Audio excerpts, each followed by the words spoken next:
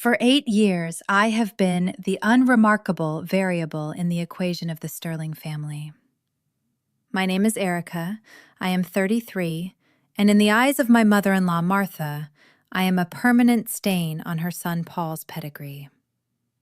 Martha doesn't just judge, she categorizes. To her, she is the Conservatory Valedictorian, a woman of refined culture and elite musical education. To her, I am plain Jane, the orphan who dropped out of high school to sweat on a factory floor while Paul was earning his degree. She never let me forget it. Every family dinner was a choreographed performance of belittlement. She would speak over me about opera, art history, and the burden of excellence, always making sure to contrast her prestigious past with my uneducated present. I accepted the role of the quiet housewife, managing our home and raising our 4-year-old daughter Janice with a patience that Martha mistook for weakness. But I had a secret. I wasn't just a factory worker who got lucky with a college grad husband. My grandparents, though poor, had recognized a spark in me. In high school, before the weight of being an orphan forced me into the workforce, I was the president of the choir club. Music wasn't just a hobby, it was my sanctuary. Even now, while working part-time and raising Janice, I've never stopped. I take private voice training lessons twice a week, hiding the cost in our miscellaneous budget. I didn't do it for fame. I did it because when I sing, I am no longer unremarkable. I was waiting for the right moment to find my voice. I just didn't realize that the right moment would involve a public execution of my dignity at my sister-in-law's wedding, or that my voice would be the weapon that finally dismantled Martha's empire of ego.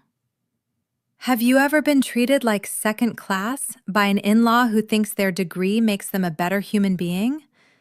If you've ever had a hidden talent that would shock the people who look down on you, drop a voice in the comments. Let's celebrate the quiet winners. The real war didn't start with me. It started with my daughter. Janice is only 4, but she has a spirit that vibrates with melody. She'd watch me during my practice sessions, her large eyes following the movements of my diaphragm, her tiny mouth mimicking the vowels. Recently, she'd started begging, "Mommy, teach me to sing like the birds." I wanted music to be her playground, not her prison. I enrolled her in a gentle, play-based voice training class focused on rhythm and the sheer joy of sound. But as fate would have it, I let a detail slip during a phone call with Martha. "Janice isn't home, Martha. She's at her voice training class," I had said, immediately biting my tongue. "Class?" Martha's voice sharpened like a razor on a strop. "You let an uneducated factory worker's intuition guide my granddaughter's musical foundation? Erica, you really don't think things through. Those community center classes are for the commoners. They'll ruin her vocal cords before she's 6. "It's just for fun, Martha. She loves the teacher." I tried to pivot, but Martha was already in valedictorian mode. "Nonsense. I graduated from the National Conservatory. I was the top of my class. I will teach her." I doted on Paul and his sister's education, and look how they turned out. I won't have Janice's potential squandered by some hobbyist instructor. A few weeks later, Martha descended upon our home like a grand inquisitor. She didn't greet me. She scooped Janice up and demanded a performance. Janice, eager to please her granny, sang a simple nursery rhyme we had practiced. To my ears, it was sweet, pitch perfect for a toddler, and full of heart. To Martha, it was an insult to the art form. I watched as Martha's face contorted. "Clumsy," she whispered, loud enough for me to hear. "The breath support is non-existent. That class is a waste of your father's hard-earned money." I saw the flicker of confusion in Janice's eyes, the first tiny crack in her confidence. Paul, ever the peacemaker, looked at me with a pained expression. Erica, maybe Mom is right. She did graduate top of her class. If she wants to give Janice free lessons, shouldn't we be grateful? I felt the walls closing in. I was being outvoted by prestige. I agreed, but with a heavy heart, knowing that Martha didn't want to teach Janice to sing. She wanted to mold her into a trophy. The following Tuesday, the lessons began. Martha didn't arrive with sheet music or a smile. She arrived with a metronome and a face made of flint.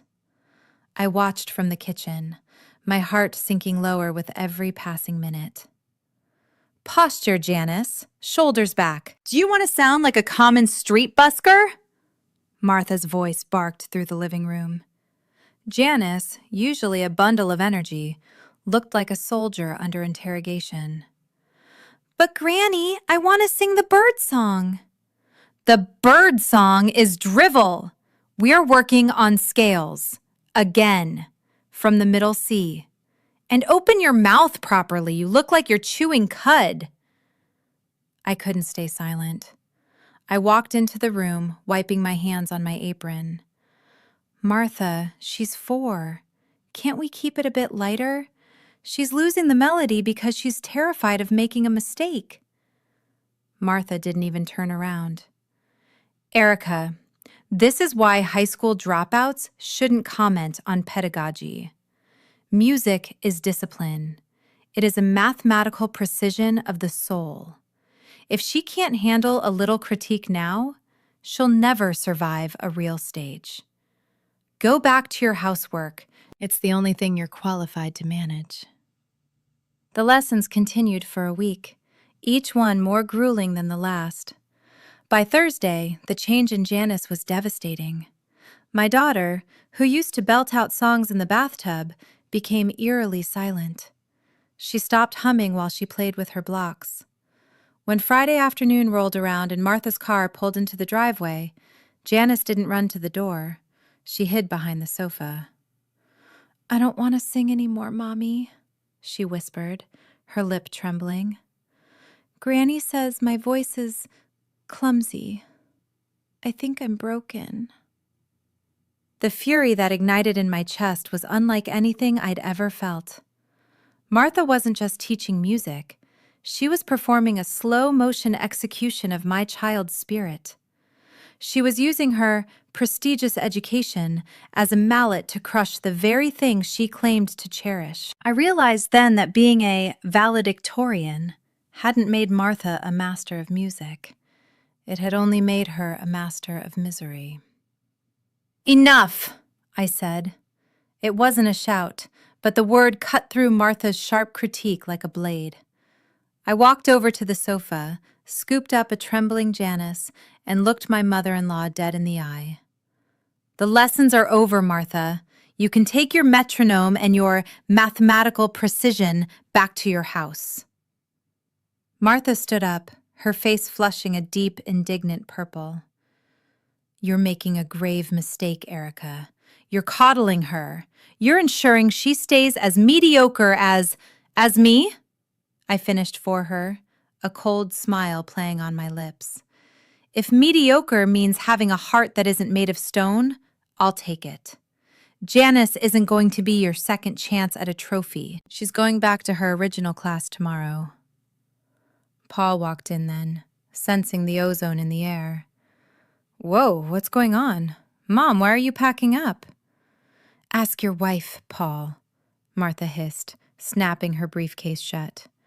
She's decided that a factory worker's feelings are more important than a conservatory education. Don't come crying to me when Janice grows up with a voice like a braying donkey. She stormed out, the front door slamming with a finality that made the windows rattle. Paul looked at me, exasperated. Erica, she's family. And she's right about one thing. She has the credentials. Why are you being so difficult? I'm not being difficult, Paul. I'm being a mother, I replied, my voice steady. I would rather Janice never sing another note than have her believe that her value is tied to her perfection. She's going back to the class where they laugh and sing about birds. And as for Martha, she's done teaching anyone in this house. I called the community center that night and reinstated Janice's spot. When I told her the news, she didn't just smile. She exhaled a breath she seemed to have been holding for a week. But while I had saved my daughter's joy, I had painted a target on my own back. Martha was a woman who didn't forgive, and she certainly didn't forget a commoner telling her no. For 2 weeks, the silence from Martha's side of the family was blissful, but I knew it was merely the eye of the storm.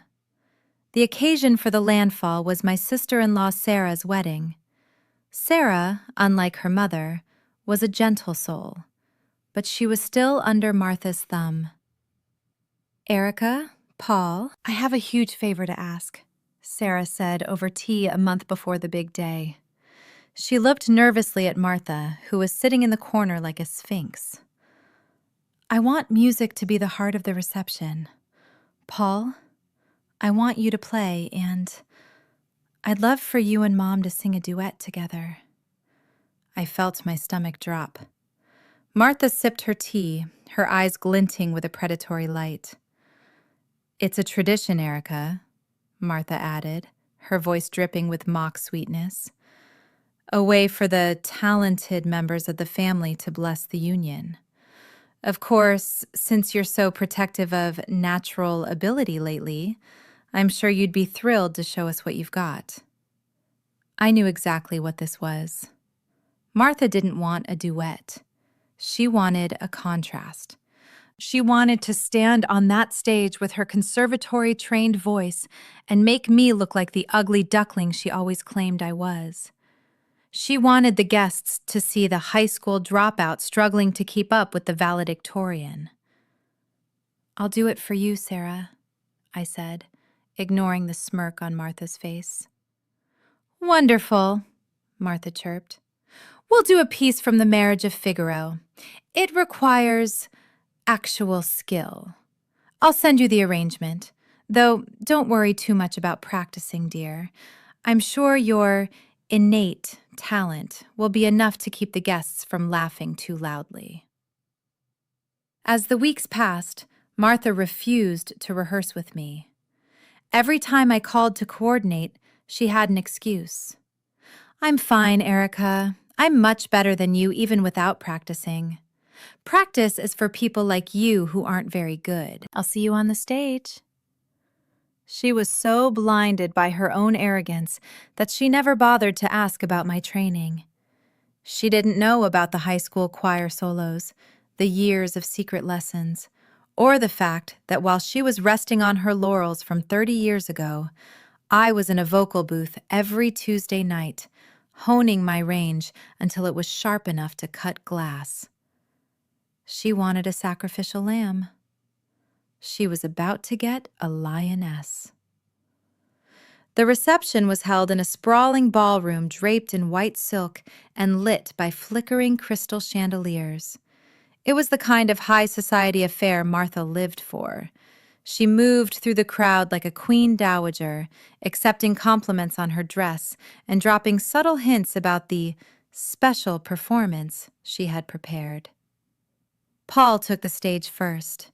He played a beautiful, soulful piece on his cello, his bow gliding across the strings with an elegant aura that always made me proud.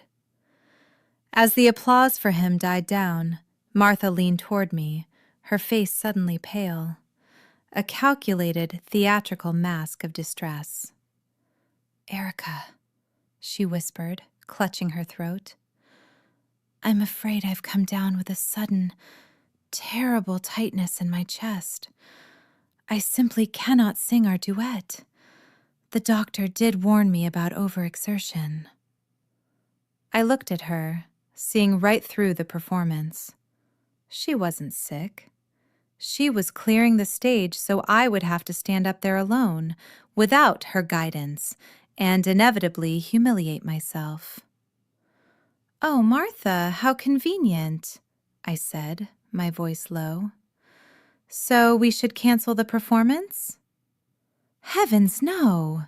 Sarah would be heartbroken," she said, her voice loud enough for the nearby guests to hear. "You must go up alone, dear. Don't be embarrassed because you're uneducated and, well, unremarkable. Just do your best. I'm sure the guests will be polite enough to clap anyway." She gave me a little shove toward the stage, her eyes gleaming with the triumph of a hunter who had finally cornered her prey. The murmurs began as I walked toward the microphone. I saw Paul looking at me with a mixture of confusion and concern. I reached the center of the stage and looked back at Martha.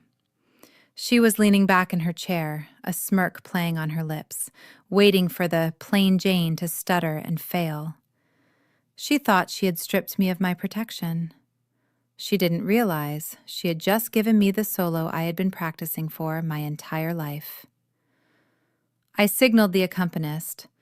I didn't choose a simple ballad or a contemporary pop song that would be easy to hide behind. I leaned into the microphone and announced, "In honor of my mother-in-law's sudden illness, I'll be performing an aria I've spent years perfecting. Porgy Amor from Mozart's The Marriage of Figaro." A hush fell over the room. I saw the smirk on Martha's face falter for a split second. That piece is a technical minefield. It requires breath control, emotional depth, and a pristine upper register. She clearly thought I was bluffing. Then I sang. The first note came out like a ribbon of pure silk. Due to the years of quiet, disciplined training, my condition was flawless. I felt the resonance in my chest, the lift in my soft palate, and the effortless vibrato that only comes from thousands of hours of practice. I wasn't just hitting the notes, I was inhabiting the music.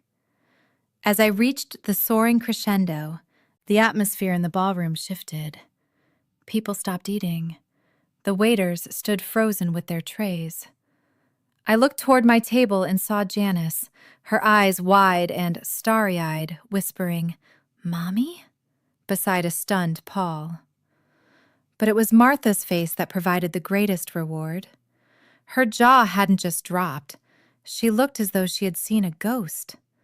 The plain Jane she had ridiculed for 8 years was producing a tone that was more refined, more powerful, and more technically sound than anything Martha had likely achieved in decades. I poured every ounce of my history into that song. The struggle of being an orphan, the exhaustion of the factory floor, and the fierce love I had for my daughter. When the final note faded into the cavernous room, there was a heartbeat of absolute silence.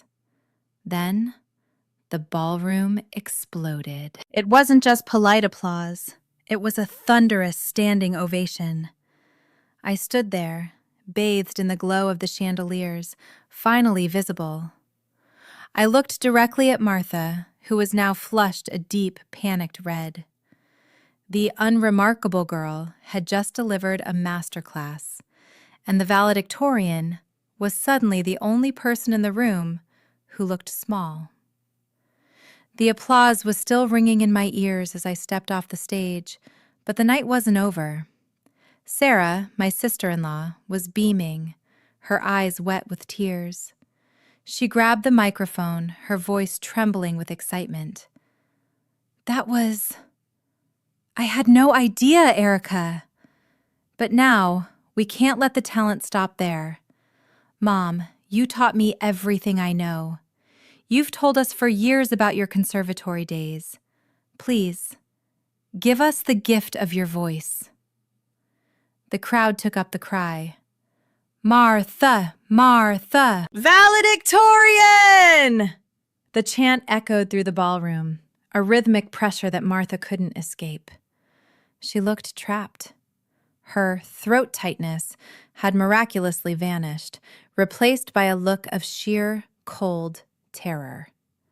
She had spent decades criticizing others from the safety of her dinner table, but now she was being forced into the light. She had no choice. To refuse now would be to admit she was a fraud. To sing would be to prove it. She walked to the stage with the stiffness of a woman heading to the gallows. I leaned in as she passed me and whispered, "Don't let the low-educated singer throw you off, Martha. After all, you're the expert." She started to sing a classic Schubert lieder. Within the first 4 bars, the room went silent for an entirely different reason. Her pitch was wandering like a lost child. Her voice, thin and brittle from years of lack of practice, cracked on the high notes. The mathematical precision she had preached to Janice was nowhere to be found. It was a performance built on the memory of talent rather than the reality of it. The atmosphere turned from excitement to a thick, suffocating awkwardness. Guests looked down at their plates. Some whispered behind their hands. It was the cold atmosphere I had felt so many times at her table, but now it was directed at her. She wasn't just a bad singer. She was a bully who had finally been unmasked. When she finished, the applause was sparse and hurried, the sound of people who had seen something they wished they hadn't. The fallout didn't happen at the wedding. It happened 48 hours later when Martha stormed into my living room, her face a mask of humiliated rage. She didn't knock. She didn't say hello. She just pointed a trembling finger at me. "You did that on purpose," she hissed, her voice cracking. "You set me up. You made me look like a fool in front of my own daughter's new family." I stood my ground, crossing my arms. "I didn't force you to stay in the past, Martha. And I didn't force you to lie about your illness to avoid singing with me. You created that stage for yourself." "I am a valedictorian," she shrieked. "I have a degree from a school you couldn't even dream of attending." "And yet," I said, my voice dropping to a calm, terrifying level, "you couldn't hold a pitch in a ballroom full of family. You've spent years using your education as a weapon to make me feel small. But when it came time to actually produce something beautiful, you had nothing but dust." I stepped closer, mirroring the way she used to loom over Janice. "Since you're so concerned about your technique, maybe it's time for a change in perspective. I'm still taking my lessons. I'm still practicing. How about it, Martha? Shall I give you some singing lessons? I'll teach you thoroughly. I promise I won't be as gentle as you were with my daughter." The silence that followed was absolute. Martha's shoulders slumped. The fire in her eyes didn't just go out, it turned to ash. For the first time in 8 years, she had nothing to say. No uneducated insults, no ugly duckling remarks. She realized that the plain Jane was the only person in the room who actually cared about the music to keep it alive. She turned and walked out, her defeat written in the slow, heavy drag of her footsteps. It took another month for the dust to settle, but when it did, the atmosphere in our family had fundamentally shifted. Martha didn't visit for a while, but when she finally returned, she didn't come with a critique. She came with a peace offering, a book of folk songs for Janice. "Erica," she said, looking at me with a humility I never thought she possessed. "I used to look down on everyone who didn't have a degree. I thought the paper made the artist. But hearing you, I realized I'd stopped enjoying music a long time ago. I'd turned it into a cold, hard rule book." She actually apologized. To me for the insults, and to Paul for the years of rigid pressure. Most importantly, she sat with Janice and listened. When Janice made a mistake, Martha didn't bark. She smiled and said, "That's okay. Let's try it again together. We've even started a new tradition. Once a month, we go to a local karaoke lounge. It's not a prestigious stage, but as we pass the microphone back and forth, laughing at our missed notes and celebrating the hits, I realize we've finally found the harmony we were missing. I'm no longer the unremarkable daughter-in-law, and she's no longer the terrible teacher. We're just two women who finally realized that the best music is the kind you make with people you love. In the end, I learned that a prestigious degree is just paper if you lose the passion that inspired it. Martha had the title, but I had the tune. By standing up for my daughter and my own worth, I didn't just win a fight. I rescued the soul of our family. We now know that excellence isn't about being better than others. It's about being brave enough to share your true voice. Did Erica go too far by mocking her mother-in-law's singing? Or was it the only way to get through to her? If you believe that talent belongs to everyone, not just the elite, comment "Justice" below and subscribe for more stories of turning the tables.